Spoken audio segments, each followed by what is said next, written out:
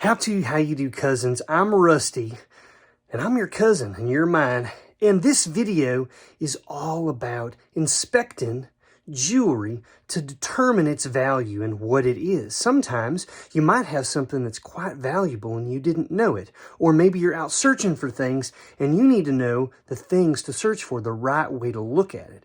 Oftentimes, looking at the back of something is more valuable than the front of it, where it looks the nicest. But I'm going to show you all this. We're going to talk about costume jewelry today in this video. And the next video will be about fine jewelry. So in this video, I'm going to show you some different types of costume jewelry that's lower end and not real great quality. We're going to inspect it closely, and I'm even going to take a few things apart to show you what they look like, and it will give you a better idea of the materials that they're made out of. We're also going to work our way up to very nice costume jewelry, nice brands, and nice pieces. In the next video, it'll be about really nice fine jewelry, silver and gold, and gemstones. But without further ado, let's look at some of this stuff. We're going to start with cheaper stuff and move our way up to really nice items.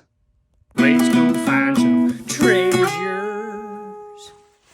Today we're going to start off by looking at some costume jewelry pieces that would be considered more low-end pieces, meaning they were not expensive to produce. They utilize lower quality materials, both in the metal and the stones, if it incorporates stones.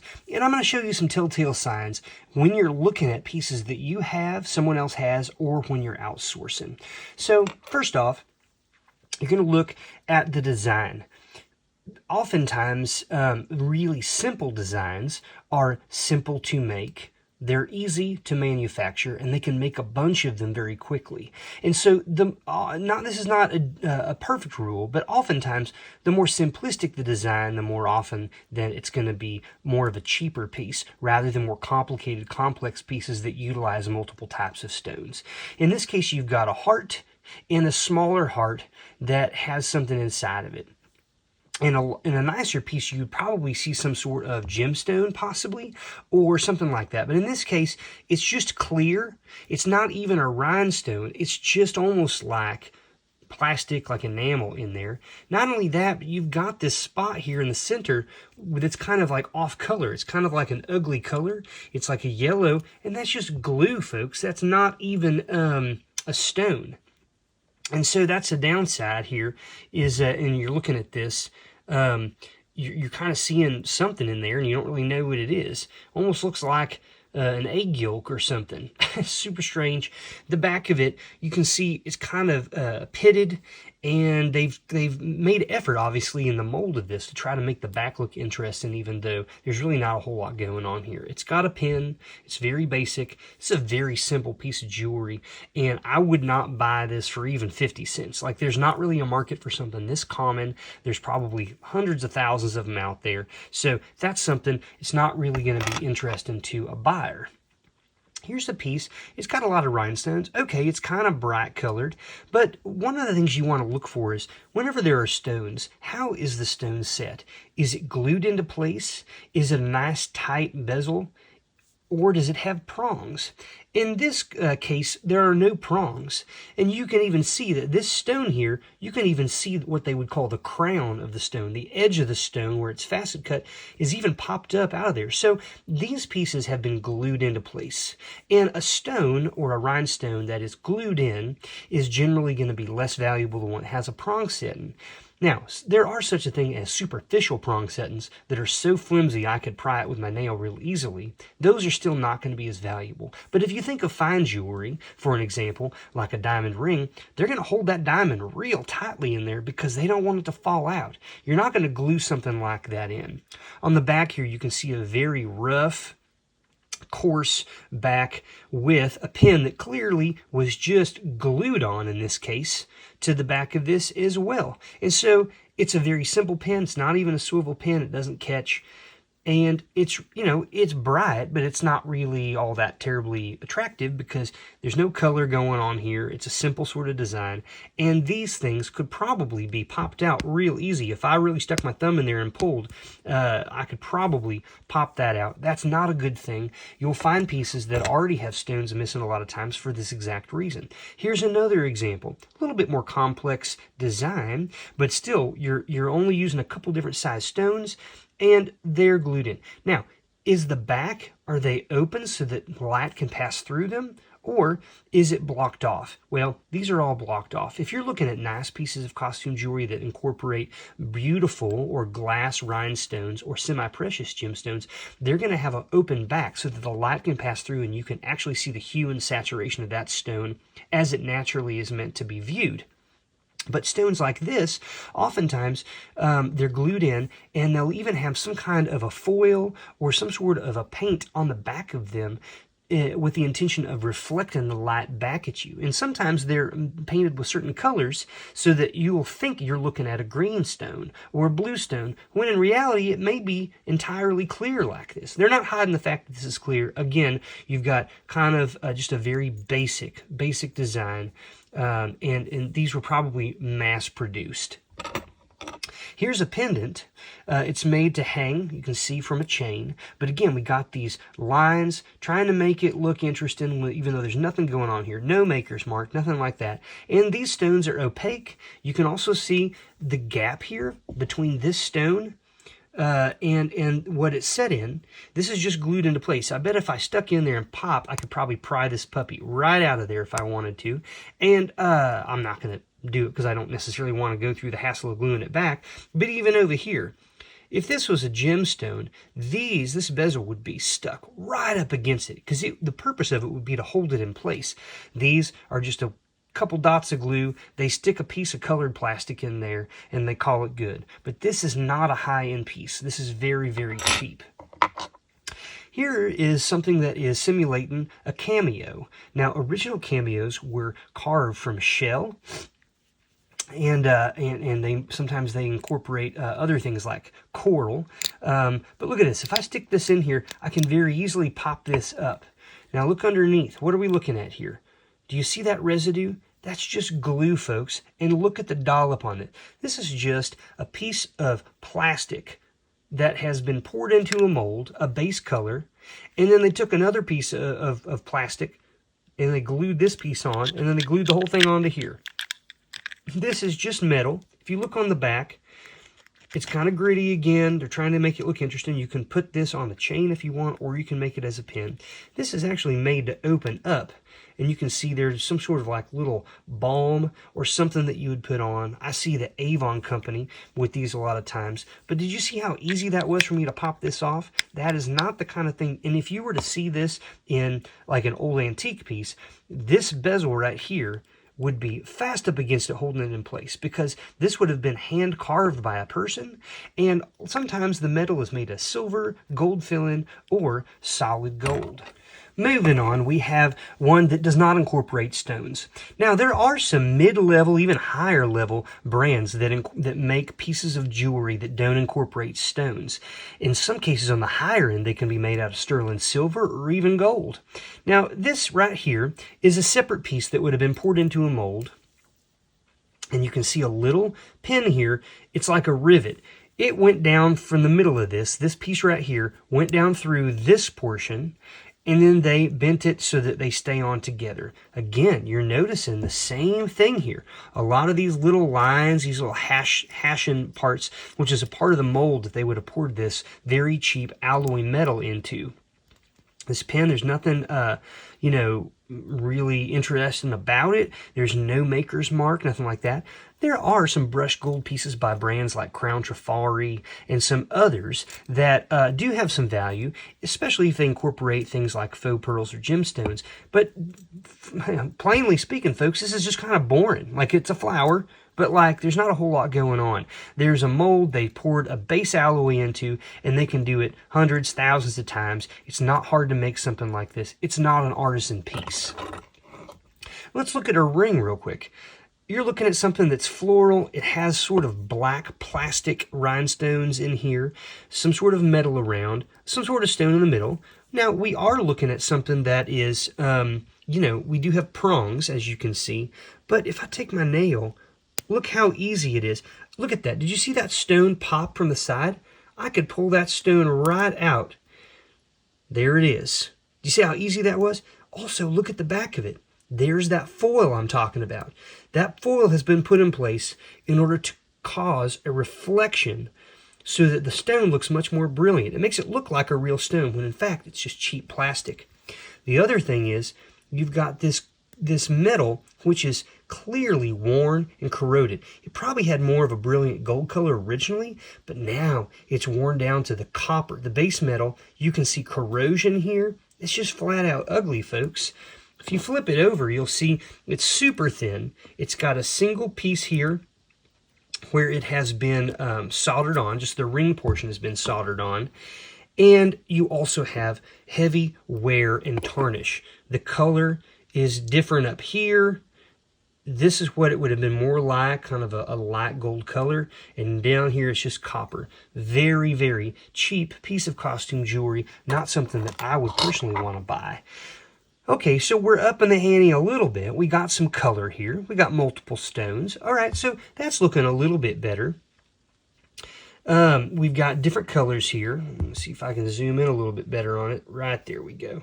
So, it's got some holes, a little bit more intricate design. But again, look how loose that stone looks right there. It's just barely in there. Barely glued in. If I take my thumbnail and I really pull, I could pull that puppy right out of there. That's no good. On the inside, you can see that the stones are open backed, but they're not clear. They got that foil on them again. Oh, doggone it. They're trying to cause me to think that these stones are real stones, and they're not. Also, you can look on the inside. There's no marking of a maker. There's no marking of any precious metal. This is a base alloy. Sure, it's got some bling to it, but it's certainly not screaming to me that it's a high-end piece.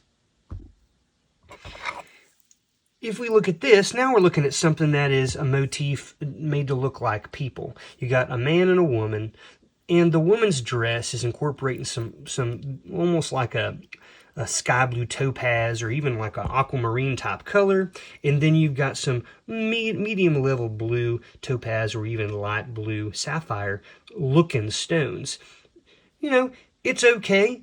Nothing super fantastic, though, it has been carved out. But again, just pouring a metal into a mold like that would be very easy to make. Again, no prong settings. Those are just glued in there. They could easily fall out. On the back, look at this. We got a lot of these lines again.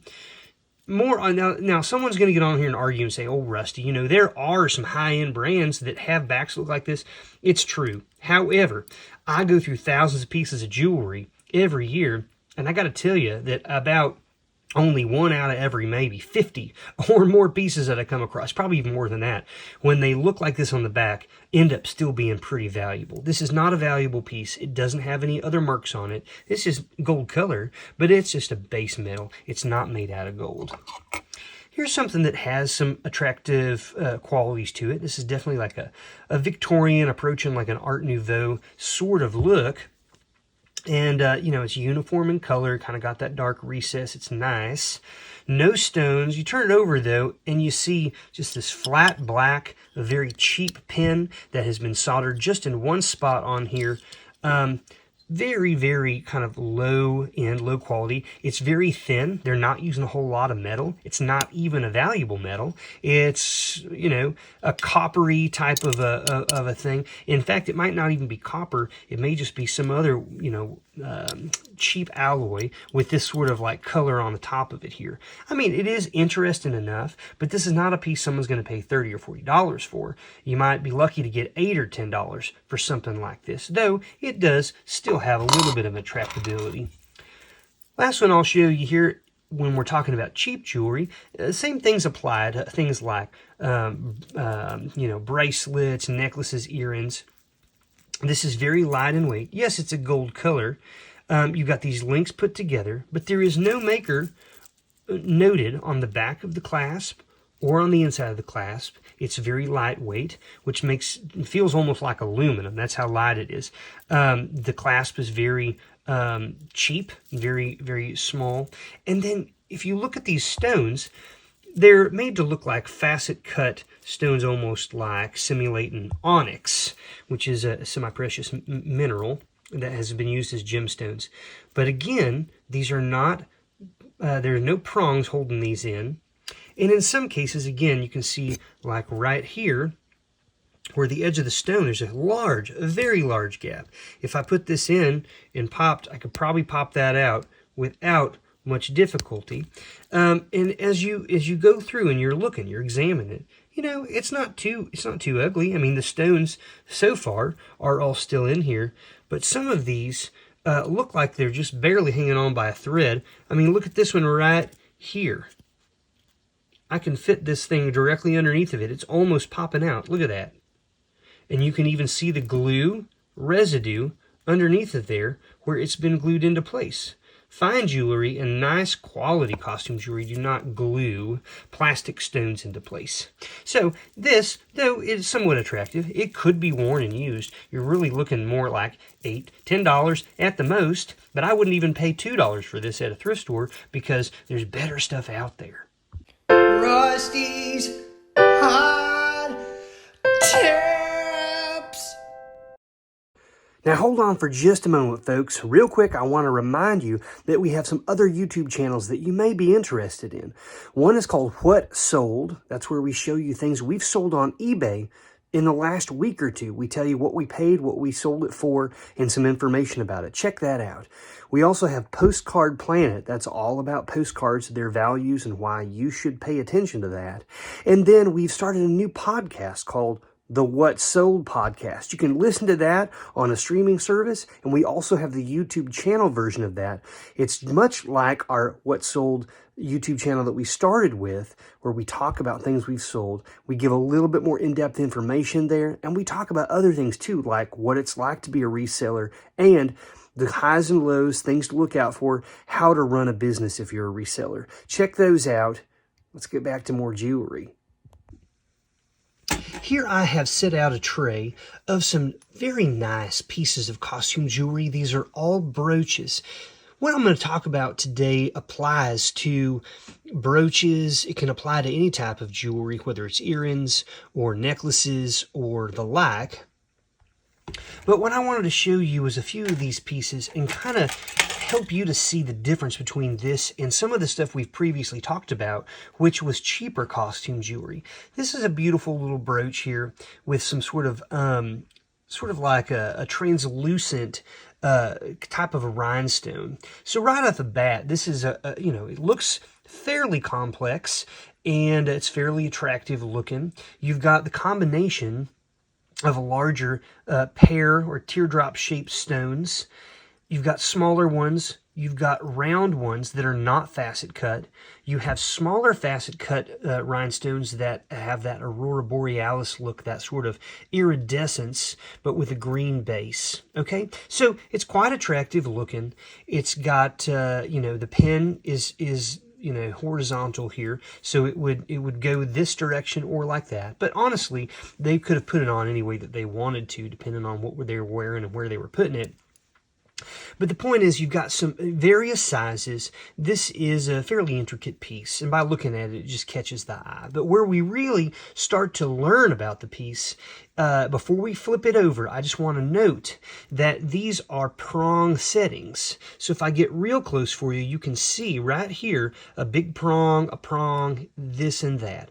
And so you notice that it's quite brilliant looking, and part of that is because the backs of these are open for several of these. So light is actually passing through, and that illuminates the stone entirely, which is very common of precious gemstones in fine jewelry, right? Not all of them in that way, but some of the bigger ones are. So the prong setting is the first indication that maybe these are potentially nicer, either real stones or most likely glass. And the reason is because with cheaper stones, as we discussed earlier in the video, cheaper stones oftentimes have more of a bezel around them, and they don't have anything that is made to keep the stone in securely. Oftentimes they're simply glued down into place. Now, if you've ever seen or worn fine jewelry, they're made with semi-precious or precious gemstones. And so you're not going to glue a diamond down, like a 1 carat diamond down onto a ring. No, because it's too likely that that thing's going to fall out. And it's too valuable to allow it to fall out. So when you see things, not to say that there aren't pieces that have nice, nicer looking stones in that aren't prong set, but oftentimes nicer stones or glass are prong set. And these are glass rhinestones, and the reason I know that is because by holding it in comparison to something else with plastic, this is quite heavier, because glass is heavier, of course, than plastic is. Okay, as we turn this over, we're going to look for a few things. Number one, we're going to look to see if there's any sort of a maker mark that indicates who the manufacturer was. We're also going to look to see, does it have open backs or not?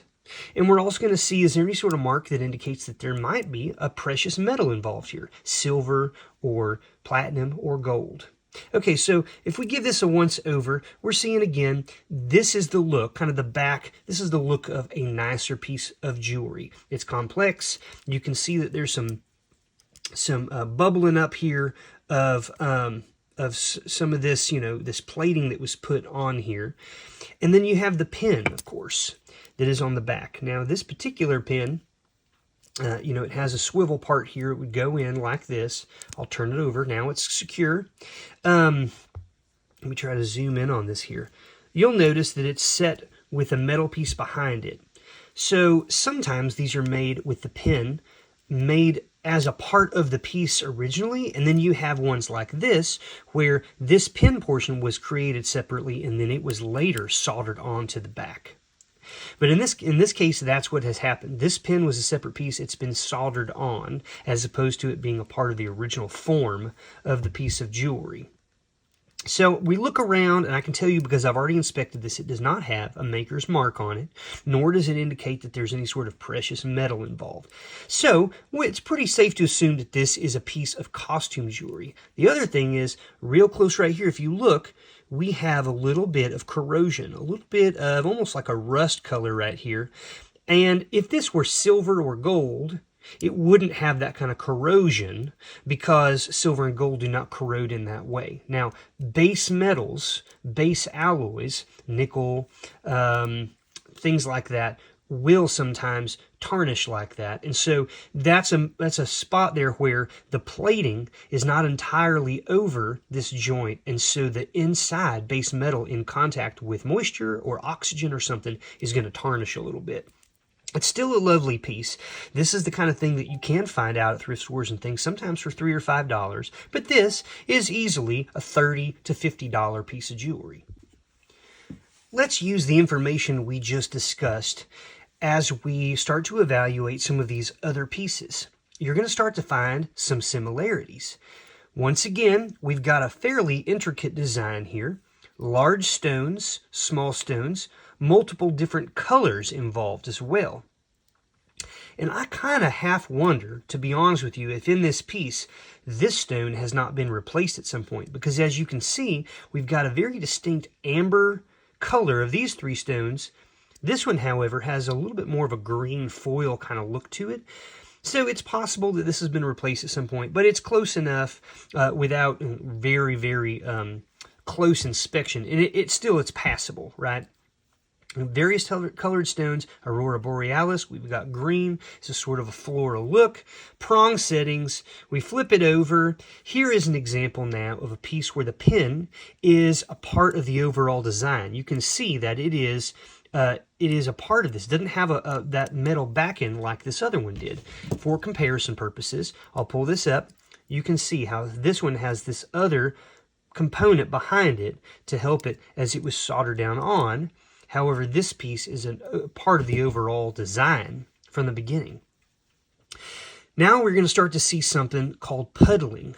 Puddling is where when they've put this coating, this gold foil coating on it, it was in liquid form to begin with, and then you start to see these little bumpy parts here. This is pooling. This is called puddling, and it's where when you have these different settings where there's some of this that kind of bleeds over between. And there are certain brands like Deliza and Elser and Juliana pieces, which are higher end costume pieces, that is one of the telltale signs that it could be that, because oftentimes those pieces are not marked with a maker's mark. And again, as we look at this piece, there is no maker's mark, no name, no branding, and also no indication that there's gold or silver. I've handled thousands of pieces of jewelry. I know that by looking at this already without even seeing if there's a name. But what I often look for when I see a piece like this is just to see if they say a brand like Weiss or Eisenberg or Carnegie or Haskell, things like that. It's also a beautiful piece. Let's pick this one up. A different kind of look, still sort of like a floral look, but we have these cab stones. They're convex on one side, flat on the inside. You'll notice no prong settings, so I'm not thinking that this is anything like a precious gem, although these have sort of I wouldn't say artificial, I would say superficial prong settings. There is what looks to be a prong. However, it's not really holding on to the stone. It's just there for looks. These stones, folks, are glued into place, as are these. They are made of glass because they are heavy. And you see this interesting three-dimensional design with this wire that comes out. We're going to flip it over. I'm going to make sure this pin is put away so I don't stick myself as I'm going through this. Open in the back, even though these are opaque stones or pieces of glass, you can see the residue here of the glue. So even if I didn't know by looking at the front of it, you can tell this translucent glue that has made its way out around the edges of some of these pieces. This one is set up both to be a brooch with this pin, or if you wanted to put it on a necklace, you've got a little part here that you could clip that into place, right, and you could hang it. Looking around, I'm not seeing any names or maker's mark on this either. And you'll find that there are specific brands of mid to higher end boutique costume jewelry makers that did not name or put their name on their pieces. Rather, when they were for sale, they would have a hang tag either in plastic or paper, and the name was on that. And of course, when you buy a piece and you want to put it on, what's the first thing you do? Well, you take the tag that has the price and the name on it off. So it's actually very uncommon to find original pieces with the tags on them. The ones that do have them bring a premium in price. All of these I'm showing you, though, are easily $30 or more pieces of costume jewelry. Hopefully, you're starting to see the difference between ones we looked at earlier. Here, folks, is a gorgeous piece. Blues, sort of like almost like an ocean blue, some deep cobalt, again a little bit of the aurora borealis coming through there, some small stones. You do have prong settings.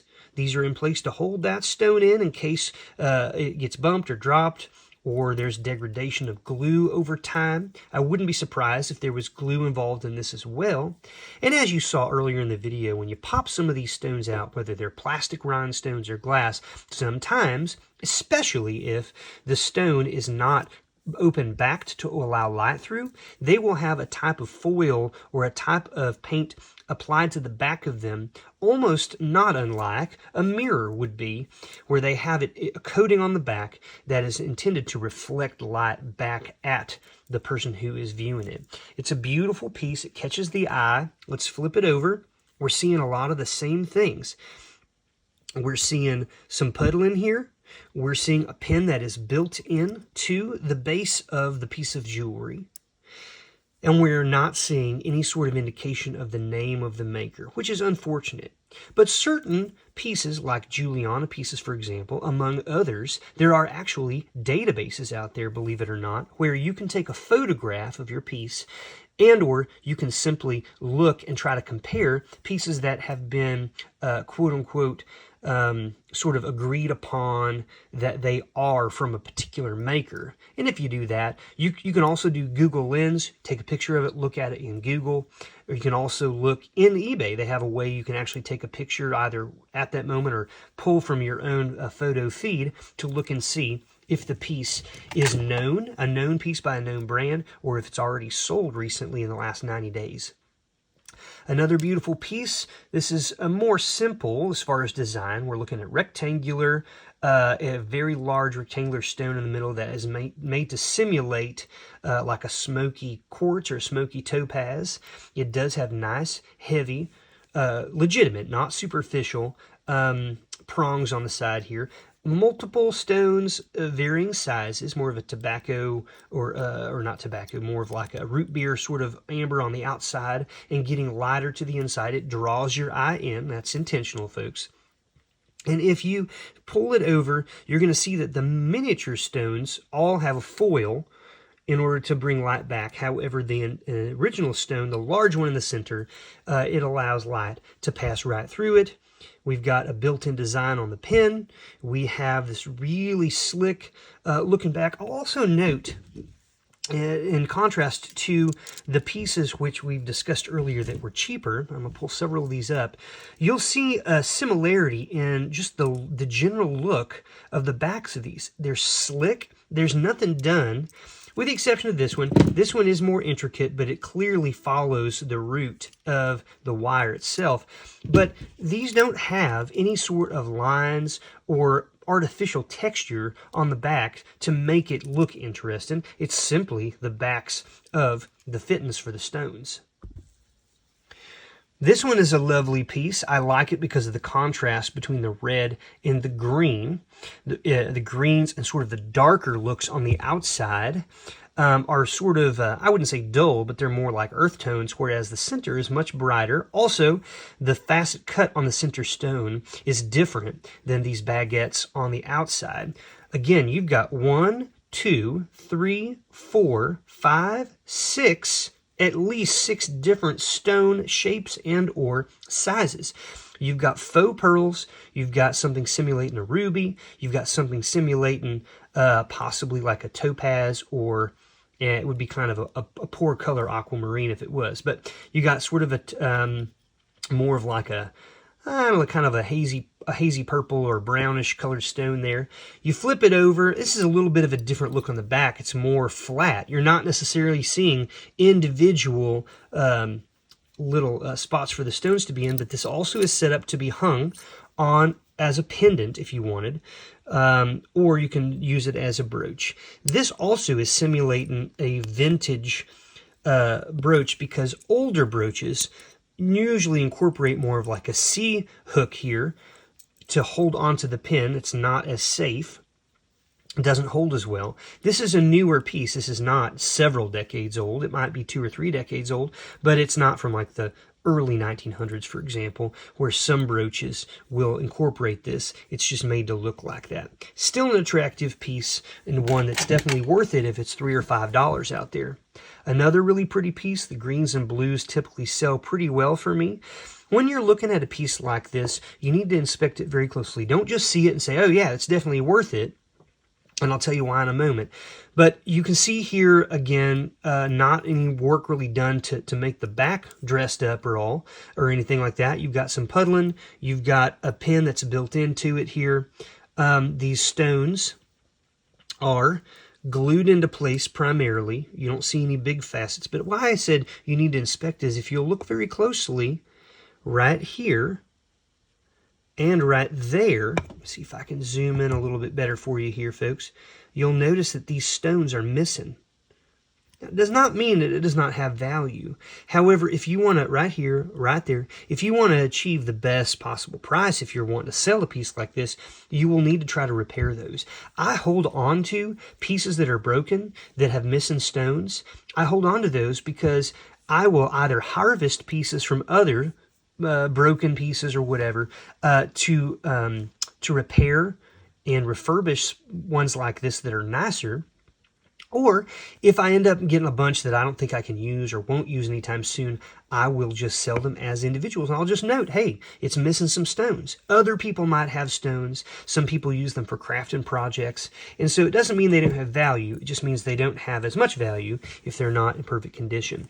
This is a much different look of a brooch. I think it's again really interesting. It's floral again, however it's made in such a way as if there are multiple things shooting out of here. These would be like simulating the stems, various little flowers. You've got some long kind of baguette type stones, some bright pink. You got this clear, and these are clear glass, and they're actually etched. So they have prong settings. Very beautiful piece, very attractive. You flip it over. This is good news. We've got open backs here. That indicates typically a little bit of a nicer piece because they're allowing the light to go through it. They don't have to artificially make it look pretty. The stone itself is going to take care of that, or the glass, or whatever it is. No maker's mark on this, unfortunately. This would be one of those pieces I would want to check in Google or in eBay to see if any have sold. Another beautiful piece here. This is almost like a lemony. It's like a lemony yellow moving towards a green. You've got clear rhinestones coming up here with a central piece at the top. Almost, it's the wrong color, but it almost looks like a cluster of grapes or something like that hanging down. Flip it over. You can see some puddling here between these two open backs. These stones don't have foil on them. They're glass. It's heavy. It's a built-in pin set up here in the back. Very lovely piece. You can see the differences here, folks, between these and the cheap costume ones we saw in the beginning. Again, we're looking at the same things. We've got several prongs. These are some facet cut on the side. Others are more convex. A light piece in the center. This is the first one we've seen so far that incorporates more of this, what I would call a rivet design, which was customary of certain brands at certain time periods, that they utilized that, and that's how they adhered these little settings down, and so that it would all be connected. You see this piece right here. That's the back, so it was riveted on to this piece afterwards. It wasn't made at the same time. This, however, is built in to the overall design. And also, you've got this interesting wire piece coming down here that lends extra support, since you've essentially got two separate pieces. This one up here, which was then soldered onto the back piece via this one post, this one long line here of wire. And so it's nice because it gives it this three-dimensional sort of look. This one's a really beautiful piece, brushed gold tone, simulated emeralds on either side. Not real emeralds, these are glass. And then some sort of bizarre looking stone here in the center. Originally, this would have been much more of a creamy white color. You can see that that has worn off, and you're seeing just the piece of the plastic rhinestone, the clear translucent underneath. We're also seeing, and you almost wouldn't notice it because it's incorporating green stones, and your eye doesn't pay attention because it's still the same color. But this green is actually not what you want to be there. This is actually corrosion, green corrosion. That would maybe need to be cleaned if you were so inclined. It's hard to do that without damaging it further, because moisture is sort of not your friend when it comes to this stuff. But if you look down here, this is the first piece where we actually see a brand, and it says Accessocraft NYC. So New York City Accessocraft. This, again, this piece right here on the top was separate originally. It was made, it was not in the original mold, but it was connected to this longer, this wider piece here that these greenstones are set in via this single rivet in the back. And you'll notice we're not looking through these stones, are we? No, they are not hiding the fact that they have this orangish, yellowish, whatever, foil that they've painted on the back of this. So on the inside, it's made to reflect light back. If that wasn't on there, folks, these would be very dull. They would not have that bright green color that you're seeing here. Now that we've discussed differences between cheaper and nicer costume pieces with regard to brooches in this case, why don't we do a couple quick compare and contrasts. So let's start with these two pieces.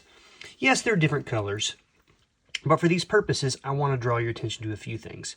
First of all, this piece right here, if I zoom in on it, you're going to see that it has these prongs all around all of the stones. It's holding them in tightly. So we know that people care that these stones don't fall out. In this case, however, you've got a bunch of stones that are the same size, and they have no prong settings. Not only that, but do you notice the discoloration, the difference in color? Some of these look more clear and kind of brilliant. Others much more yellowed. And the reason for that is that there's been degradation in the glue underneath, and so it's making it look ugly. The other thing is, if these things are used, maybe you're wearing it and it gets caught on something, a piece of clothing, and it pulls on it, these little stones are not going to easily come out. You can't hardly pop them out if you wanted to. I would have to pry these prongs back to remove a stone. You also notice the more uniformity in the color of this. So the color is better. There's been more effort put into keeping the stones in place. And if I were to just come over here and take this, like this right here, I could, in some of these stones, maybe not this, but in some of these stones, look at that. Like I could very easily kind of pop a stone out. Look at that. I popped it right out of there. Now I'm doing this just to kind of show you. Once that stone is gone, folks, the value has dropped by at least half because that stone is no longer in there. You flip it over in the back. There's nothing really to speak of. There's no maker's mark. There's nothing like that. It's a basic pin in the back here. So these stones, they're not as pretty. It's not as attractive. I mean, it looks like an angel, right? Or like a bird, like a dove, that sort of thing. I've got the stone here. I can glue it back in place. But that just goes to show it's not as valuable. You flip it over and look at the bottoms of both of them, and you can very clearly see the different areas where the stones are at. Here, it just kind of looks like a jumbled mess. This pin here is not all that different than this one. It's the same type of clasp, but this just has an overall better look. It's heavier. These stones are made of glass. This one, the stones are made out of plastic. Let's approach these two pieces now.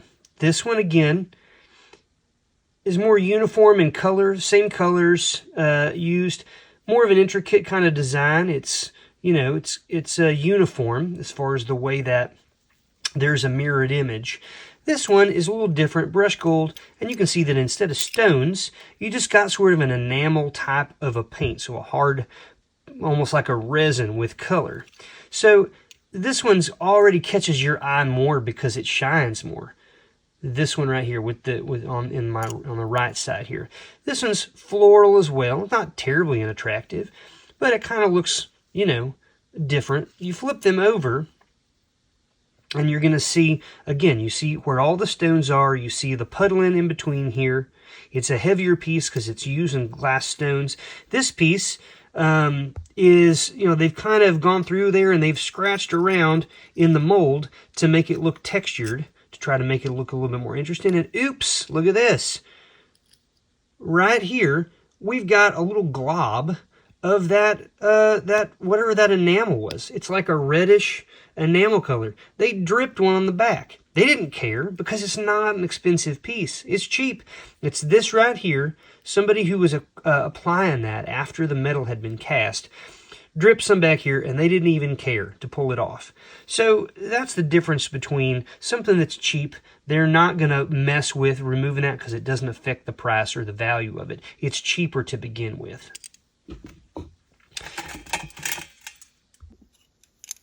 Last ones, let's compare. Let's look at the back instead of the front to begin with on these. You're going to notice something right off the get-go. This is more of a filigree type design. Not bad.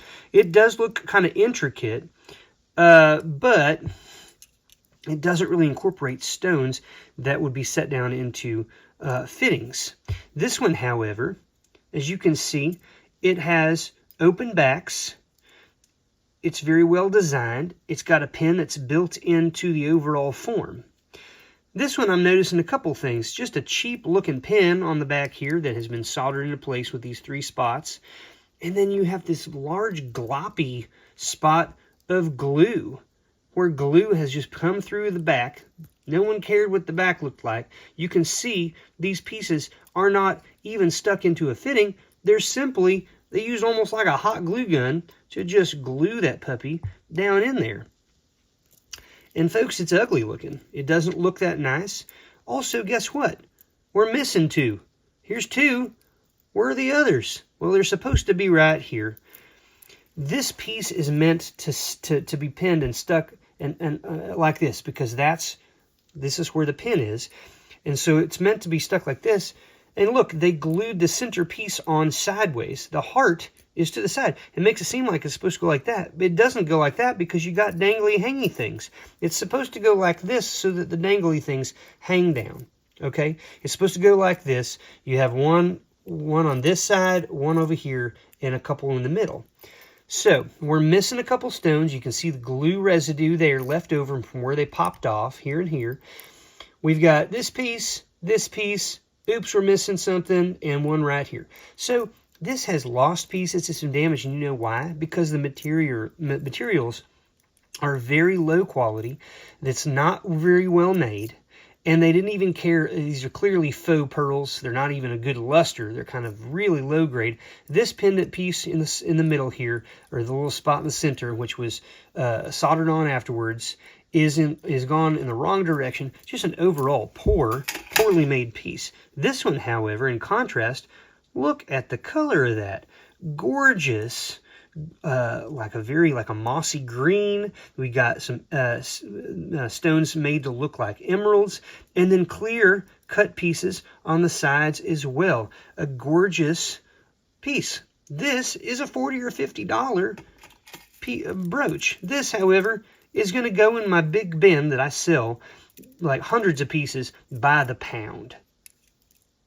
Thank you, cousins, for checking in today. I hope that we gave you some information that can help you with stuff you've already got or stuff you might be finding. Make sure to come back next week and watch our video just like this on fine jewelry. And while you're at it, if you're looking for something else after this video, we've got an entire playlist about jewelry. Check it out. We'll see you soon. Beat-o, bo, bo, let's go make some money. Rusty, rusty, rusty, how to. Rusty, rusty, rusty, how to. Rusty, rusty.